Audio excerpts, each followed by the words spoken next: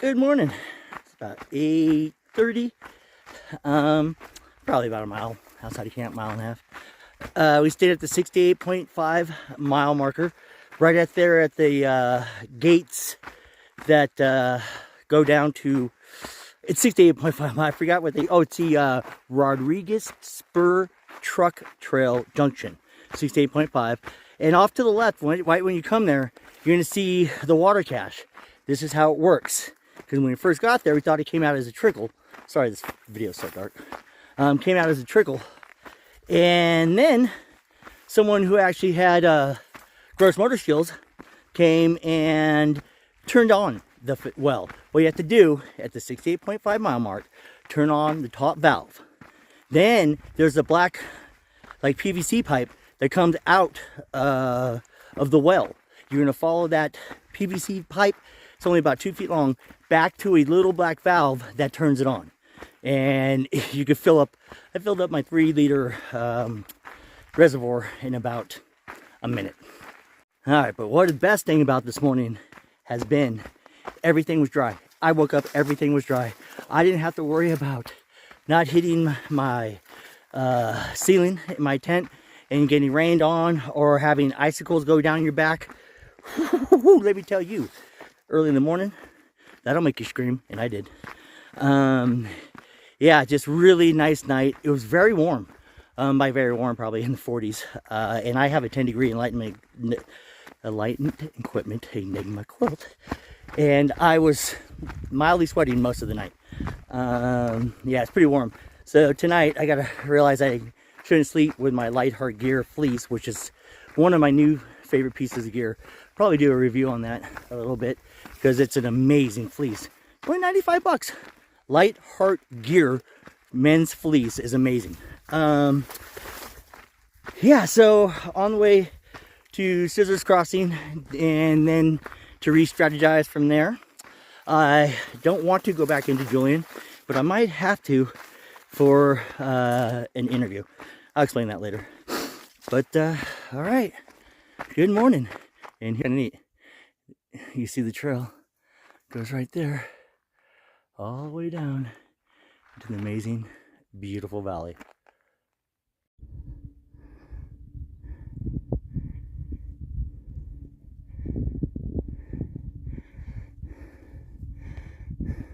Pretty sure that's Mel Gibson's new spot for Lethal Weapon 5. But what a view, huh?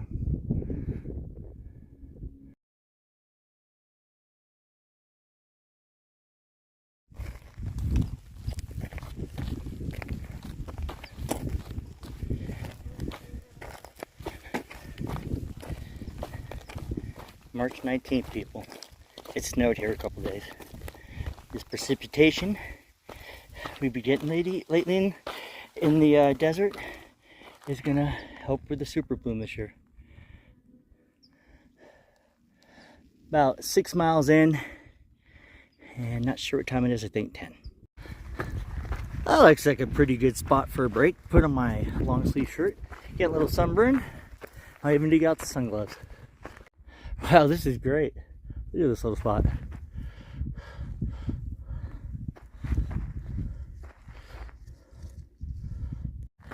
Okay, doing some preventive maintenance. There you go. Well, you're welcome for that. My nose was running. That was easier. Anyways, doing some preventive maintenance on the body. I have 30 SPF sunscreen. Didn't have any on yesterday. Stupid. Got a little bit burnt. Started off the day though with a very thick layer on my arms, legs, face. But this is a desert sun. I can feel it getting through there. And I'm not the type of person that burns. I generally will get like a light burn and then I start getting darker. But this was going to straight burn. So put it back on my long sleeve shirt. My Patagonia sun shirt. That's the name of it. And see how well this works. It's supposed to be SPF 50 with my sunscreen. I should be okay. And just remember I didn't put any more on my face. Put some more on my face, my hands right now. But even though it's only like 70 degrees, it feels much hotter. And the sun is relentless. I'd rather have this, yes, than the red we went through for the first 3 days. I'm going to go over that later on in this video. How it's not always what you expect. And even with my 30 years of backpacking experience, that kind of kicked my butt. But yeah, when I get to camp, go over it a little bit. There's flowers everywhere. The little guys, but I'm just taking this as a great sign for a super bloom. They're everywhere. They've been all along the trail. Pretty. About a mile out from Scissors Crossing. There's some day hiker up there about to pass. Coming up on the famous Scissors Crossing. It's about 11 o'clock. You can have lunch here, take a good long break, continue on. As of right now, I have no plans of going into Julian again. Who knows? Somebody get a ride here, say, hey, we're going for a couple hours, come back. Maybe go in there, get another smoked barbecue sandwich. Oh my God, that was so good. Wish I remembered the name of the place. Coming up on Scissors Crossing. Oh, by the way, so I sent home my DJI Pocket Osmo, so I'm not using the gimbal. That's why these are a little rocky. I just never use it. Not that good of a vlogger yet to have that fancy stuff. Hopefully there's some water.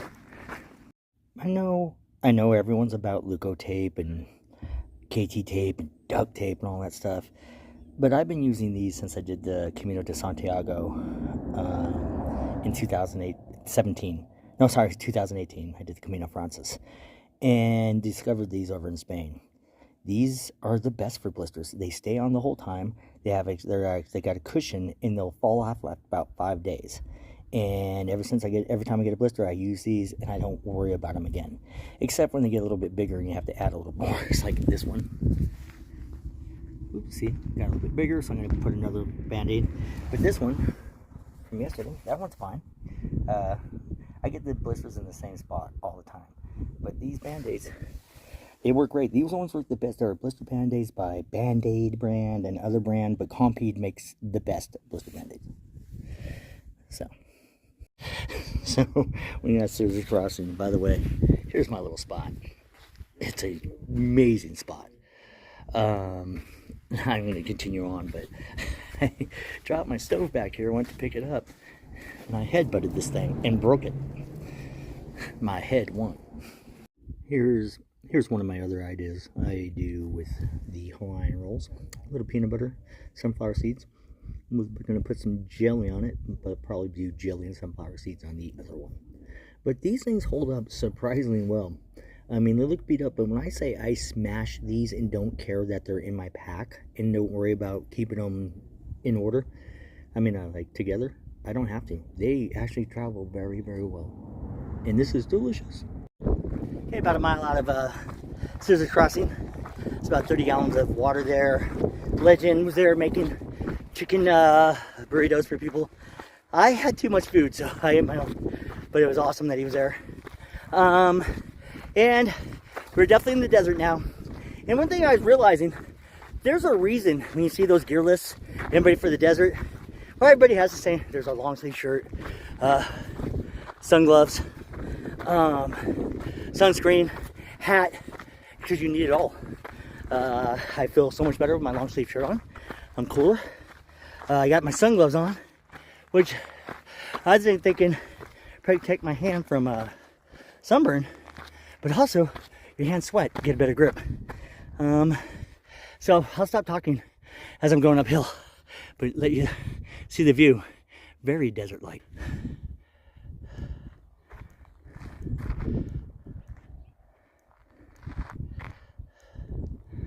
So beautiful. Holy wall. 255, 15.5 mile park. This campsite about a half mile away. Little hill though. I'm bonking. You get something to eat, get into the campsite, sit down. Now it's like I'm not sure if I'll make it to the half mile. Just the next campsite. That's flat.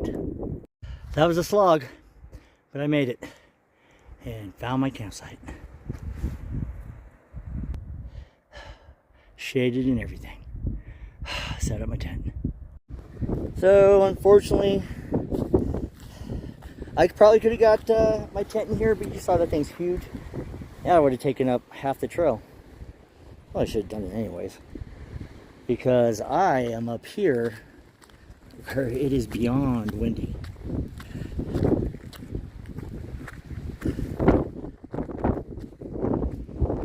I'm out right now. Sorry, guys. Jeez.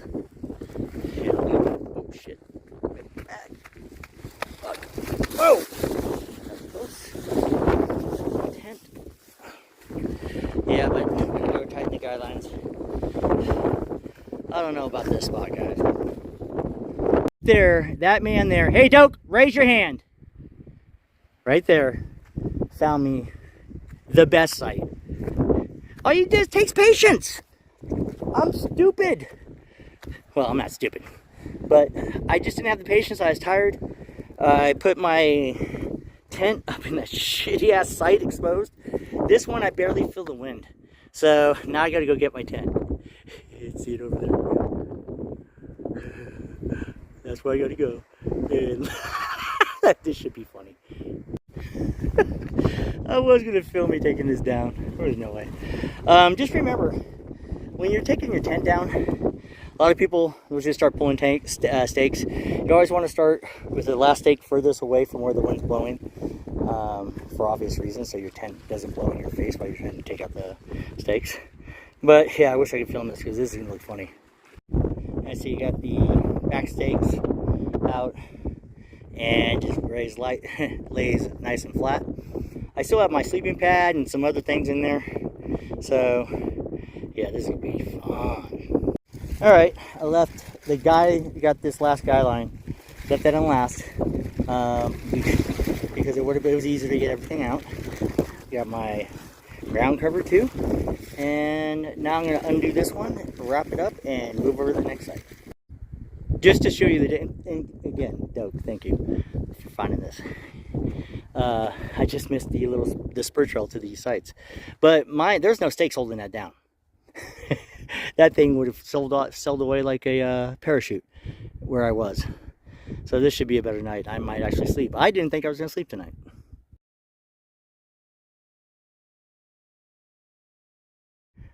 So everybody knows I'm filming a 101, so it looks good on Instagram, so I get Insta famous. New campsite. Way better than on top where they're exposed. This is getting some breezes, but I'll be able to sleep. And in my defense, where I did have it set up over there in massively the wrong spot, it was guyed out perfectly and probably would last, because when I went to go take down the tent, all my guidelines were still tight and firmly planted. But to do this, obviously you need big rocks. And I always keep, as like I can, always find a spot where I could keep one guideline elevated, so I have a lot of headroom.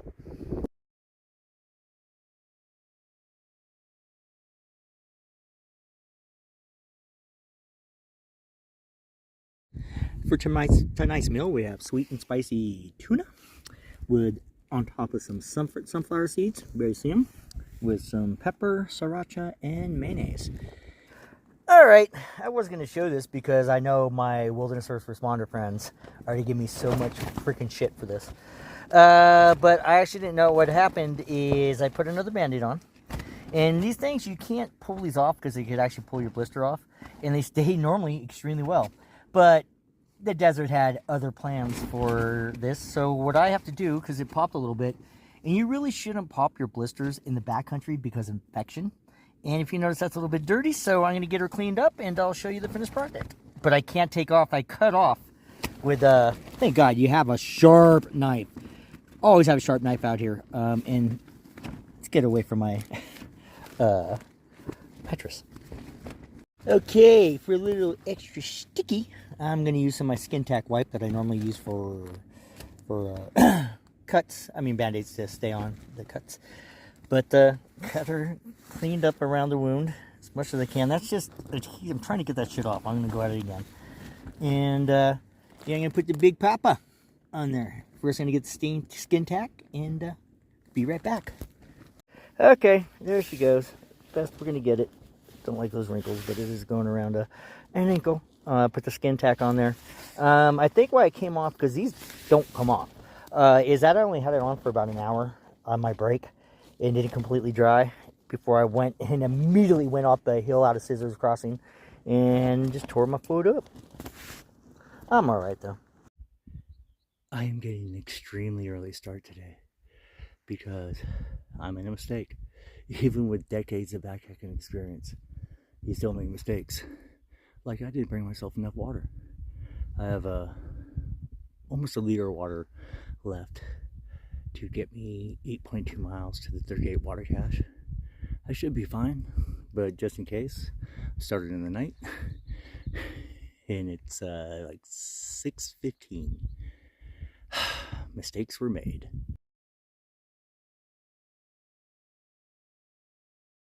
I think for now on, I'm gonna start 6:30 latest, because you get rewarded with beautiful weather, amazing sunrises, and look at the valley.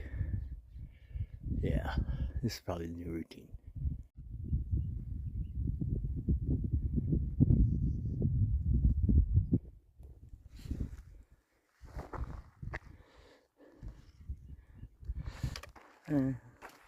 About 7 o'clock now. Haven't passed anybody, haven't seen a single campsite.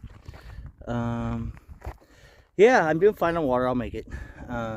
But don't take chances, especially when it's gonna be hot. Coming out of Scissors Crossing, you don't have any water. Next guaranteed water is 20 miles away at the 38 water cache. Or whatever it is.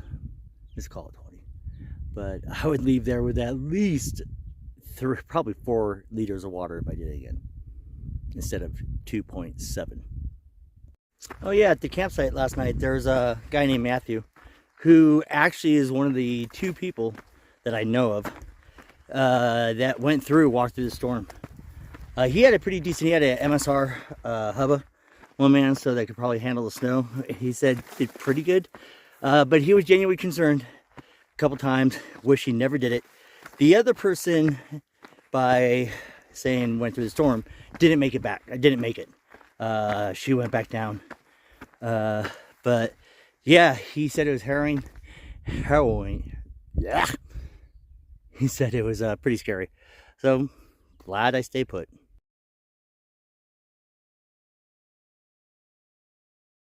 Made it to the Spur Trail, to the water cache.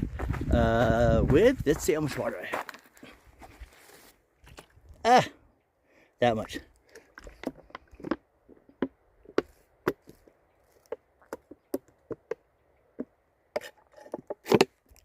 I'm officially out of water on the PCT.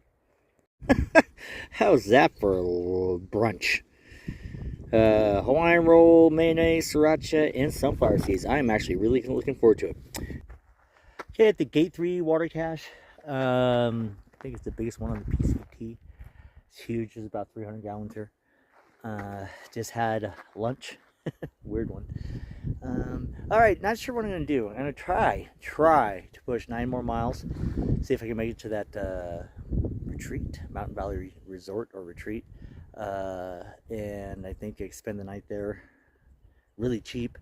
Get wash and clean. I'm so dirty. Really dirty. Something you better be prepared to expect to be, not mine, is getting very dirty.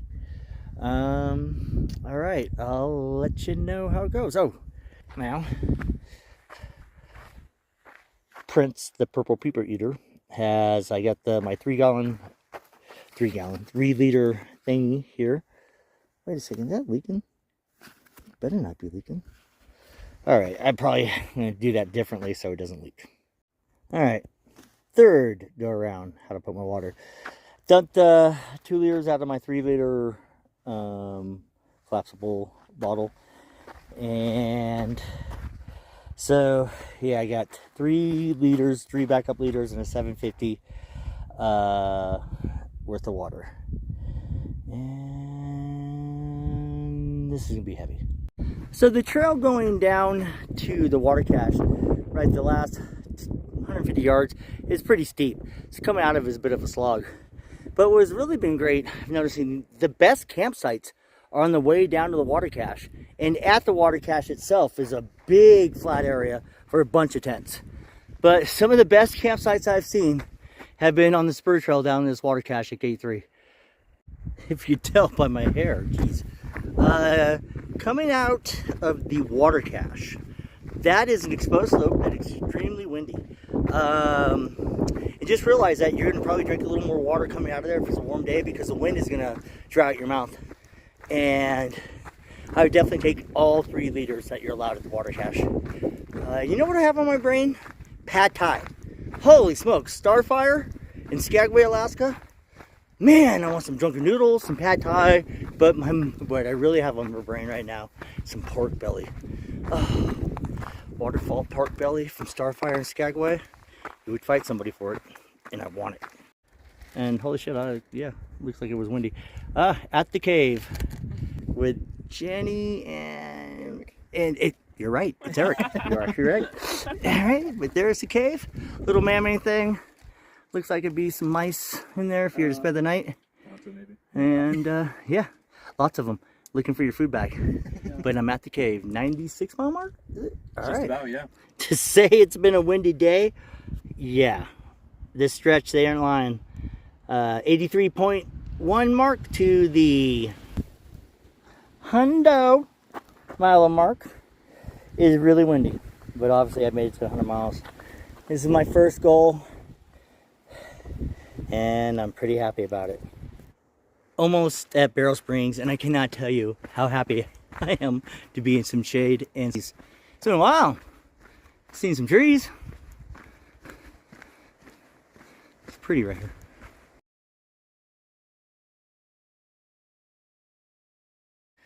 Dinner is cheddar broccoli.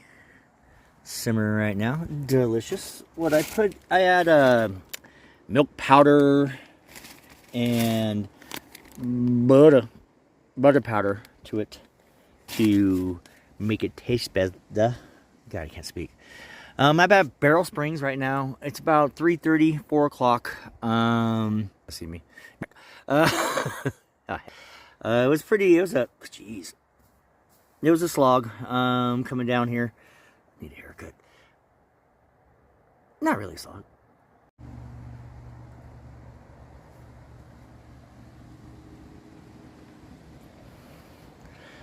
Out here, when I add my milk powder and my butter powder to this, oh, so good. I might even add some sunflower seeds for texture.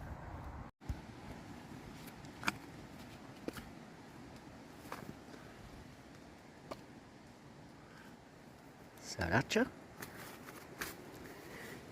y pepper. And for you non-speaking Spanish people. Does everybody else tent look like this when they get in? Like their backpack puked in it? It's like mine every time. And before I go to bed though, I organize everything and get it ready for the next day. But, about to eat. I'm gonna eat you right now. This could be my favorite spot. Maybe not my favorite site. Maybe next to a road. We're at Barrel Springs. Holy smokes, that wind is cold. But yeah, look at this.